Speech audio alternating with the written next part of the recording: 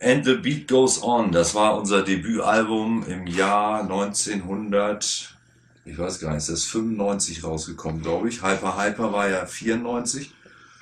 Und das ist das einzige Album, das noch in Hannover entstanden ist, bei Rick zu Hause im Keller. Da hatten wir ja unser Studio eingerichtet, so gut es ging. Und ich habe zu der Zeit schon in Hamburg gelebt und bin dann fast jeden Tag oder jeden Abend nach Hannover gefahren. Da haben wir das Album produziert.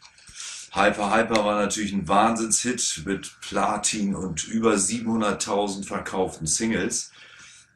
Das Album zu dem Zeitpunkt war okay, aber gar nicht jetzt so ein Riesenerfolg komischerweise. Jede Single hat Gold gemacht oder Platin. Wir haben immer, was weiß ich, 300.000, 400.000 mindestens verkauft.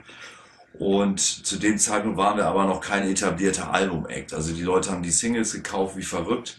Move Your Ass natürlich, Endless Summer, Friends. Also da sind allein 4 Top 5 Singles auf dem Album. Das ist schon der Hammer. Und wir haben jetzt in dieser Jubiläumsausgabe natürlich noch so seltenes Material. Auch die allererste Single war Lady Lahm, die kam ja noch vor Hyper Hyper, ist auch mit drauf. Das war ja eigentlich nur als Projekt gedacht. Wir haben das Projekt damals aus Spaß Scooter genannt und kein Mensch konnte ahnen, was sich daraus später entwickeln würde.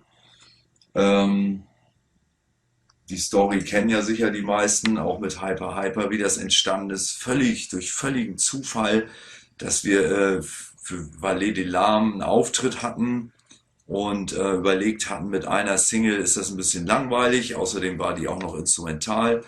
Wir haben gesagt, wir brauchen noch irgendeinen Song, den wir da performen können, weil zu der Zeit haben wir eigentlich nur Remixe gemacht für andere Künstler und selber eigentlich kaum was produziert.